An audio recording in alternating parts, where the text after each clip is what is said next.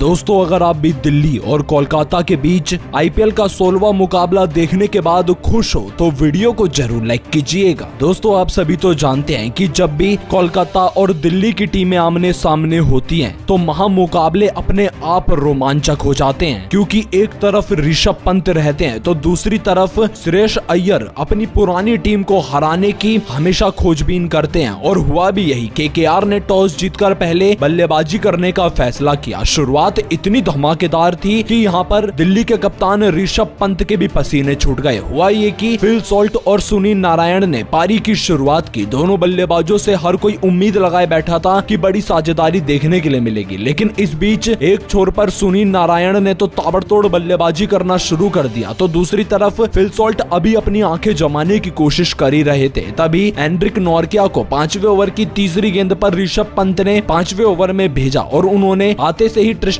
Stubs के हाथों Phil Salt को चलता किया, जहां फिल सॉल्ट 12 गेंदों में 4 चौकों की बदौलत 18 रन बनाकर आउट हुए, जैसा कि आप सब यहां पर स्कोर कार्ड में भी देख सकते हो। अब फिल सॉल्ट का विकेट गिर जाने के बाद उतरे अंगक्रिश रघुवंशी, जहां अंगक्रिश रघुवंशी और सुनील नारायण के बीच अब साझेदारी आगे बढ़नी शुरू हुई। जहां पहला विकेट जब कोलकाता की टीम का गिरा था तब 60 रन का स्कोर मात्र कोलकाता ने बनाया था, लेकिन यहां से मुकाबला इतना पलट जाएगा किसी को भी अंदाजा नहीं था। हुआ ये कि यहाँ पर सुनील नारायण का बल्ला रुकने का नाम ही नहीं ले रहा था। सबसे पहले तो उन्होंने अपने 50 रन मात्र 22 गेंदों में पूरे किए और 50 रन जड़ देने के बाद सुनील नारायण तो यहाँ हवा में गेंदों को पहुंचाने का काम कर रहे थे। यहाँ पर ऋषभ पंत को एक मौका भी मिला था जब सुनील नारायण के बल्ले से गेंद लग कर गई थी और ऋषभ पंत ने कैच भी लपक लिया था, लेकिन यहाँ उन्होंने डीआरएस लिया नहीं और ना कोई अपील की, जिसके चलते एम्पायर ने भी सोचा कि भाई इनको क्यों आउट दिया जाए। और सुनील नारायण अगर तभी आउट हो गए होते तो शायद दिल्ली की टीम को इतना बड़ा खामियाजा भुगतना नहीं पड़ता। फिर सुनील नारायण 50 रन जड़ देने के बाद कहां रुकने वाले थे। उन्होंने खलील अहमद, ईशांत शर्मा, एंड्रिक नॉर्किया, अक्षर पटेल सभी को आड़े हाथों लिया और 38 गेंदों में 7 चौके 7 छक्कों की बदौलत 85 रन जड़ डाले। लेकिन यहाँ पर मिचेल मार्श ने 13वें ओवर की तीसरी गेंद पर जाकर ऋषभ पंत के हाथों सुनील नारायण को कैच आउट करवाया, जहां सुनील नारायण आउट हुए 85 रन बनाकर। और सुनील नारायण की ऐसी बल्लेबाजी देख शाहरुख खान भी उनकी बल्लेबाजी को सराहते हुए नजर आए। अब